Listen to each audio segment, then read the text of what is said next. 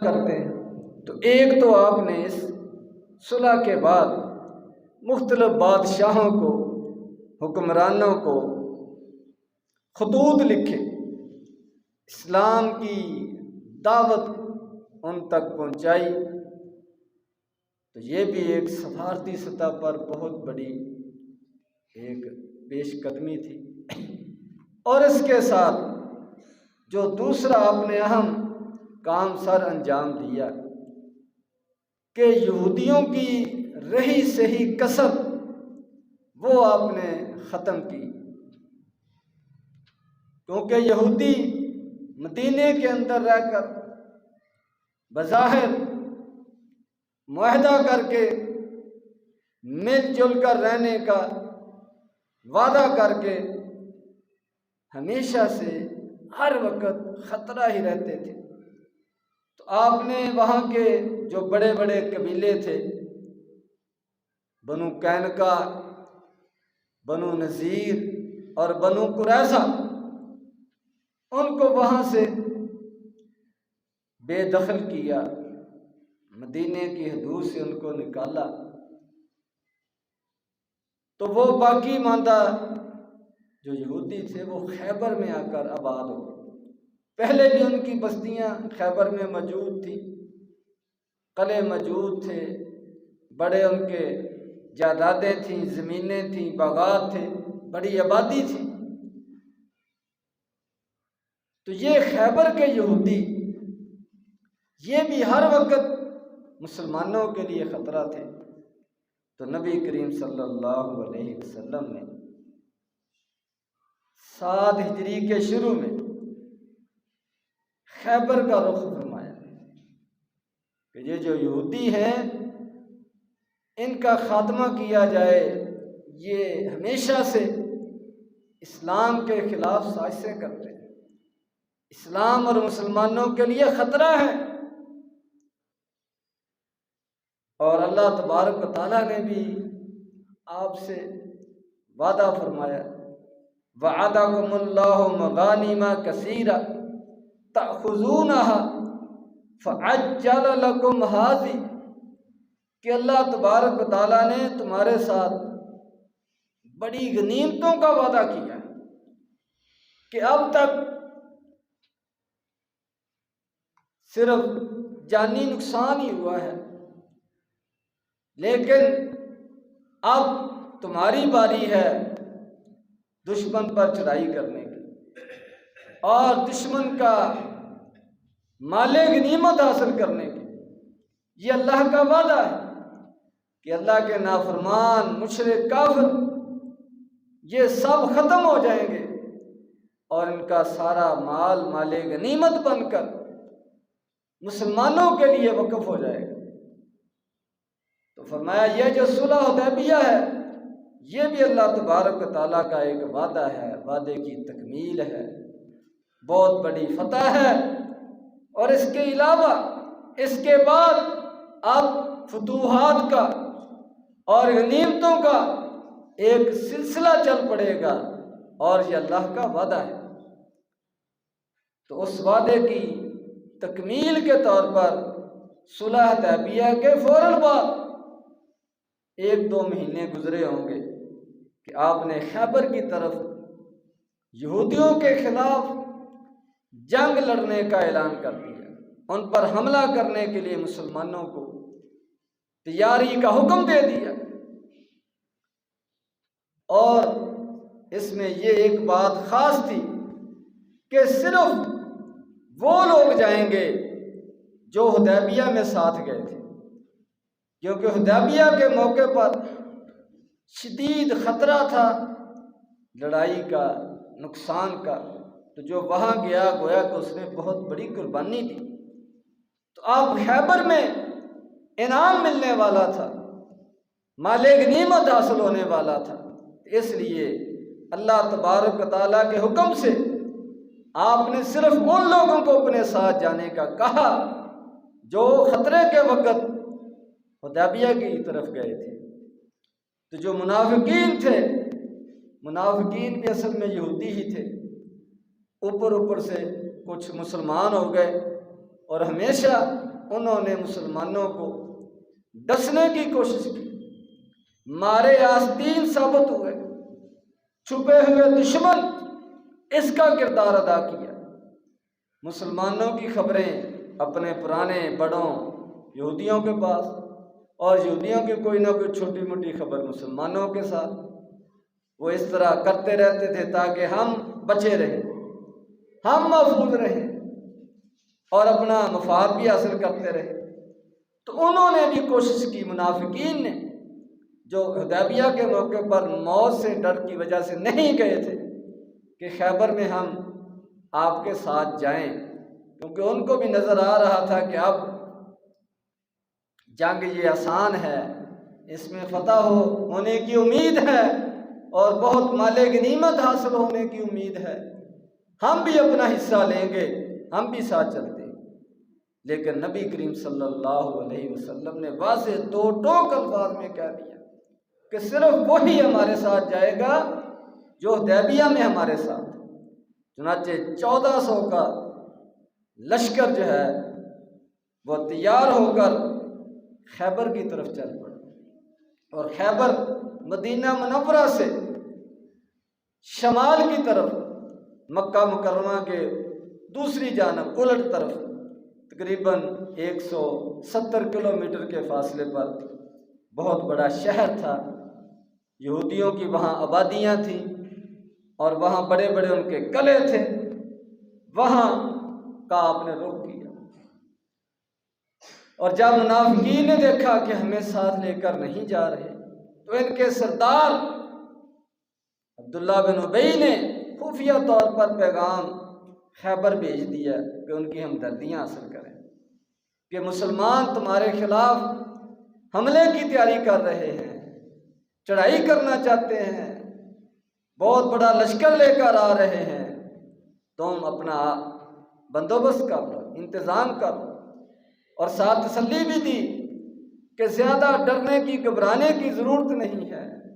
تم تو بڑے جنگجو ہو، تمہاری بڑی تعداد ہے، تم اپنے علاقے میں رہ رہے ہو، ہر قسم کا اسلحہ موجود ہے، تمہارے لیے کوئی مشکل نہیں ہوگا ان کو شکست دینا اور ختم کرنا۔ اس طرح اپنا بد کردار ادا کیا منافقین نے اور ان کے سردار نے۔ تو نبی کریم صلی اللہ علیہ وسلم نے جنگی حکمت کے پیش نظر راستہ بھی مدینے سے جو سیدھا خیبر کو جاتا تھا، وہاں سیدھا خیبر جانے کی بجائے خیبر کی اوپر والی جانب سے وہ آپ خیبر کا رخ آپ نے فرمایا، تاکہ ایک تو وہ شام کی طرف بھاگ نہ سکے، اور دوسرا ان کے قریب عرب کا قبیلہ بنو غطفان تھا، وہ آپ کی مدد کے لیے نہ آ سکے، اس لیے آپ نے ان کے راستے بند کیے۔ تو نبی کریم صلی اللہ علیہ وسلم کا یہ معمول تھا کہ جب بھی آپ کسی قوم پر حملہ کرتے تو صبح اذان کے وقت انتظار کرتے، فجر کے وقت، کہ اگر ہو سکتا ہے کہ یہ مسلمان ہو گئے ہوں، ہمیں نہ علم ہو، اگر صبح کی اذان ہوئی تو سمجھ آ جائے گی کہ یہ مسلمان ہیں، ان کے ساتھ جنگ نہیں لڑی جائے گی۔ تو آپ نے انتظار کیا صبح کی اذان تک، پتہ چلا، محسوس ہوا کہ کوئی ایسی بات نہیں ہے، تو صبح کی نماز اپنے اپنی جگہ پر پڑھی۔ اس کے بعد پھر صبح آپ نے خیبر کے قلعوں کا، خیبر کے بستیوں کا رخ کیا، اور یہودیوں کے خواب و خیال میں بھی نہیں تھا کہ مسلمان اتنی تیزی سے اچانک اور دوسری جانب سے وہ حملہ آور ہو جائیں گے۔ وہ اپنے کام کاج کے لیے، کھیتی باڑی کے لیے، فصلوں میں کام کرنے کے لیے اپنی کسیاں،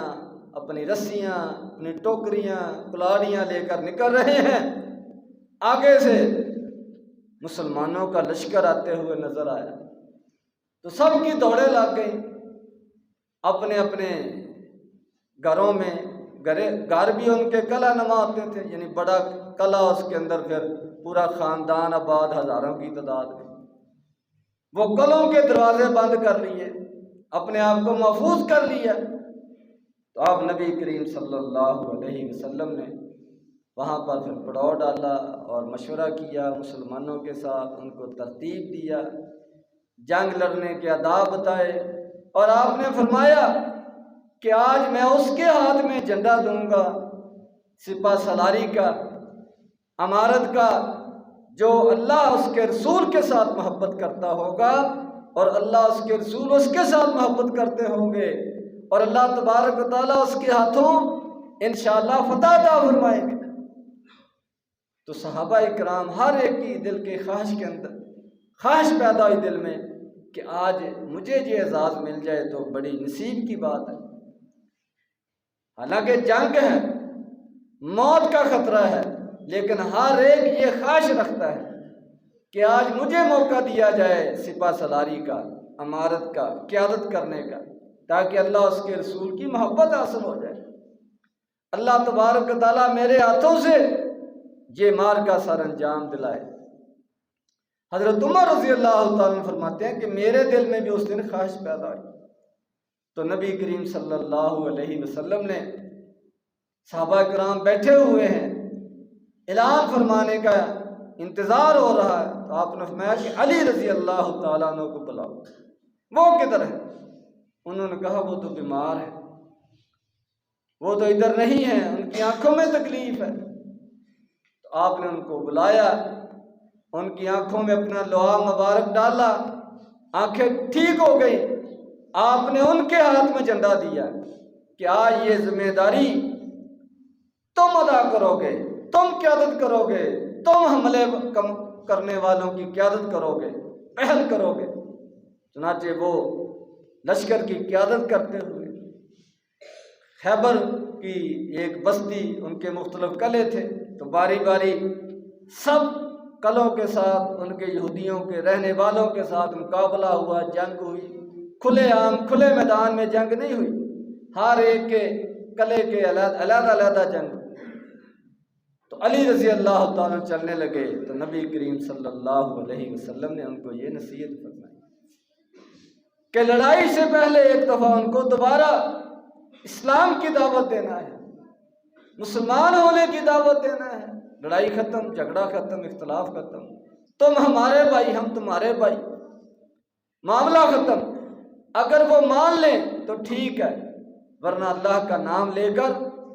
مقابلہ کرنا، حملہ کرنا، اللہ تبارک و تعالیٰ انشاءاللہ فتح عطا فرمائیں گے۔ چنانچہ علی رضی اللہ تعالیٰ عنہ ان کی قیادت میں سارے مسلمان وہ حملہ کرتے ہیں، ایک قلعہ فتح ہوتا ہے، دوسرا قلعہ فتح ہوتا ہے، تیسرا قلعہ فتح ہوتا ہے، تقریباً 8 ان کے بڑے بڑے قلعے، گڑیاں اور بستیاں ان کی تھیں، جن کے ساتھ باری باری جنگ ہوئی، سخت مقابلہ ہوا، مسلمانوں کو بھی بہت سے افراد شہید ہوئے، ان کے بھی بہت سے قتل ہوئے، لیکن محدود پیمانے پر، کیونکہ کھلے عام میدان میں جنگ تو تھی نہیں۔ اور جب وہ دیکھتے کہ اب شکست کھانے لگے ہیں، اب قبضہ ہونے لگا ہے، تو اس قلعے کو چھوڑ کر بھاگ کر دوسرے قلعے میں چلے جاتے، وہاں اکٹھے ہوتے، اور وہاں پر جب اسلحہ ختم ہو جاتا، راشن ختم ہو جاتا اور شکست نظر آنے لگتی، تو تیسرے قلعے میں چلے جاتے۔ اس طرح کرتے کراتے اللہ تبارک و تعالیٰ نے ایک ایک کر کے سارے قلعے مسلمانوں کی وہ قبضے میں دے دیے، مسلمان فتح یاب ہوئے۔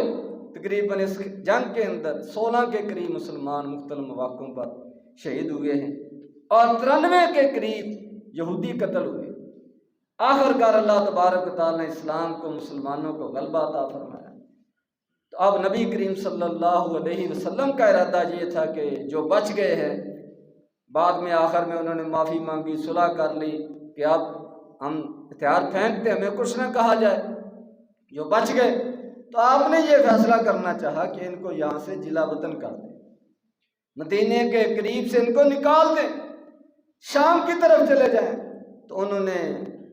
درخواست کی، منتیں شروع کر دیں، سماجتیں شروع کر دیں کہ جو ہونا تھا ہو گیا،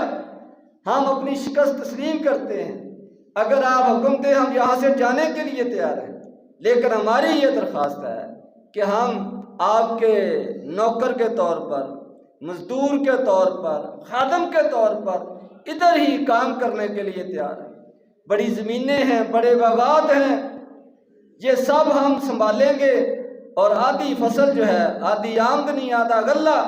یہ آپ کے لیے ہوگا، اور آدھا ہمارا مزدوری کے طور پر، معاوضے کے طور پر ہوگا۔ تو نبی کریم صلی اللہ علیہ وسلم نے صحابہ کرام سے مشورہ کیا۔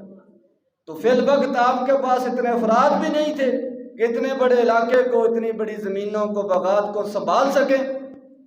اور نہ ہی ایسا وقت تھا کہ جنگوں کی طرف سے توجہ ہٹا کر، دشمنوں کی طرف سے توجہ ہٹا کر کھیتی باڑی میں لگ جائیں، اتنا وقت بھی نہیں تھا۔ چنانچہ آپ نے اسی میں بہتری سمجھی مسلمانوں کے لیے کہ ان یہودیوں کو انہی بستیوں میں رہنے کا آپ نے اجازت دے دی، اور آدھی آمدنی پر جو ہے وہ کام کرنے پر راضی ہو۔ تو یہ اللہ تبارک و تعالیٰ نے مسلمانوں کے لیے بہت بڑی فتح کا دروازہ کھولا،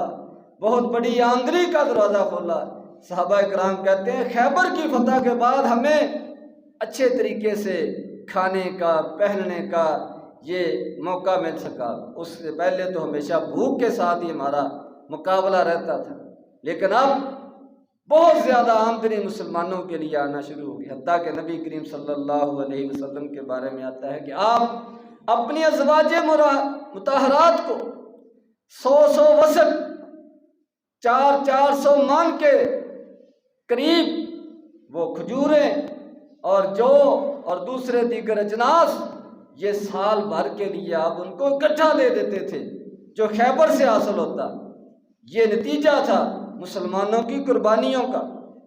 اور اللہ تبارک و تعالیٰ نے پھر مسلمانوں کے ایک بہت بڑے دشمن یہودیوں کا بھی خاتمہ فرمایا، اور وہ غلام بن کر، نوکر بن کر وہاں خیبر کے اندر رہنے لگے۔ یہ یہودیوں کی تاریخ ہے۔ جیسے ہی ان کو موقع ملتا ہے، طاقت آتی ہے ان کے پاس، تو یہ سازشیں کرتے ہیں، ظلم و ستم کرتے ہیں، اور جیسے ہی ان کو آگے سے منہ توڑ جواب ملے تو پھر منتیں شروع کر دیتے ہیں، پھر سماجتیں شروع کر دیتے ہیں، پھر جزیہ دینے کے لیے تیار ہو جاتے ہیں، پھر نوکر بن کر کام کرنے کے لیے تیار ہوتے ہیں۔ اور یہ بھی نبی کریم صلی اللہ علیہ وسلم نے ان کو کہا تھا، یہ مستقل نہیں ہے،